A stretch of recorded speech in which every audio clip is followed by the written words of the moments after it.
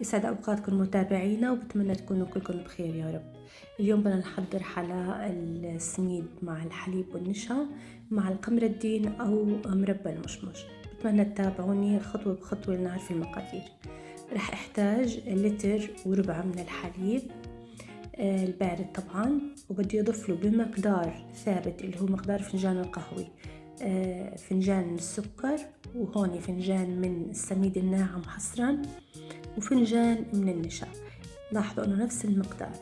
فنجان القهوة الصغير طبعا نحن بناخد فيه القهوة بنعبي اول واحد سكر، بعدين بنفس المقدار سميد ناعم والنشا، بنضيفهم على الحليب اللي هو بارد وبنحركه بشكل جيد قبل ما نحطه على النار لحتى نأمن كل المكونات ذابت وما في اي تكتلات.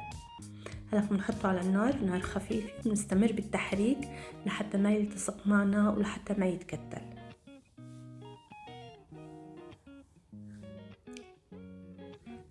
بدأ يغلي الحليب والمزيج كله.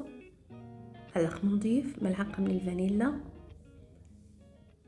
ولو حبيتوا فيكم تضيفوا ملعقة من المزهر، هي حسب رغبتكم المنكهات اللي انتم بتحبوها، ولكن انا بفضل الفانيلا مع الحليب والنشا، بتعطي نكهة كتير لذيذة.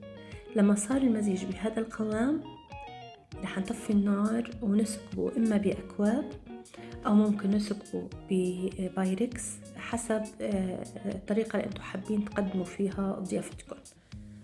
أنا رح أقدم طريقتين. عندي هون هيك البايركس، رح أحط أول طبقة من الخليط اللي أنا حضرته. شوفوا القوام اللي له كيف حيكون كثيف وشادد على بعضه. بحاول انه اسويهم بالملعقة بنفس المستوى، ما يكون جهة اعلى من جهة. وقسم تاني راح احطه باكواب. الاكواب لما بيكون نحنا عنا عزيمة. هلا عندي انا مربى المشمش، انتو فيكم تختاروا اي نوع من المربيات، ولكن انا هون هيك حبيت مربى المشمش. وفيما لو ما كان عندكم المربى، كان عندكم مثلا قمر الدين، فيكم تذوبوا القمر الدين من قبل بيوم تنقعوا، وبعدين لما يصير بكثافة معينة بتحطوه على النار وتضيفوا له النشا. أنا هون هيك للمربى أضفت له كمان فنجان صغير من المي مثل فنجان القهوة، وأضفت له النشا ملعقة واحدة تكفي لحتى يشد على بعضه ويترابط. إذا ما كان عندنا نحن مربى المشمش، فينا نستخدم القمر الدين. ننقع القمر الدين قبل بيوم بليلة بالبراد، ولما بدوب بنضربه على الخلاط بشكل جيد، وبنرجع بنضيف له ملعقة من النشا وبنحطه على النار.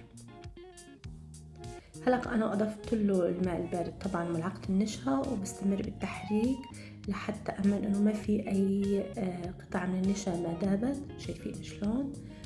بعدين بحطه على نار هادي وبستمر بالتقليب بشكل جيد.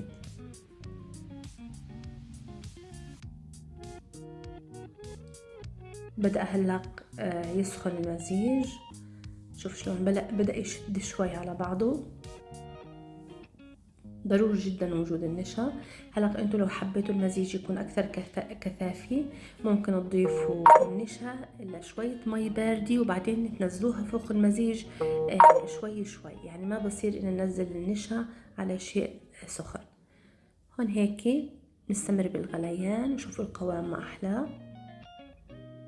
هاي القوام اللي نحنا بدنا اياه بنكتفي فيه.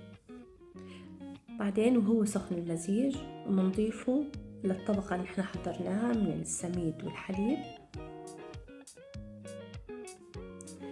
او بنحطها اما بالبراد لحتى تبرد او باي مكان بارد اذا كان الجو بارد عندكم. انا هون هيك بمنطقة كتير باردة فحطيته على الشباك لحتى يبرد خلال يمكن 5 دقائق. كان بارد لأن الجو كتير بارد. هي حلا سريع جدا وسهل جدا. ممكن هونك تزينوه بشي اللي انتم موجود عندكم. انا ضفت هون هيك السمسم والزبيب واللوز. ممكن نضيفوا الفستق الحلبي او جوز الهند حسب رغبتكم. شوفوا الالوان ما احلاها ونكهة والاروع من هيك. هلا ممكن انا اختار طريقة ثانية انه احطه بالاكواب واضيف عليه المزيج اللي انا حضرته من المشمش وزينه بالفستق الحلبي، او مثل ما قلت لكم بجوز الهند، الشي الموجود انتو عندكم. ممكن نحطه بطبقة واحدة، ممكن نحطه بعدة طبقات، وبكون شكله كتير حلو. شوفوا هالمنظر ما أحلاه، نكهة والأروع من هيك. بتمنى لو الوصفة نالت إعجابكم تضغطوا على زر الإعجاب، اشتراك بالقناة، والضغط على الجرس. شكرا جزيلا على المتابعة، يعطيكم ألف عافية.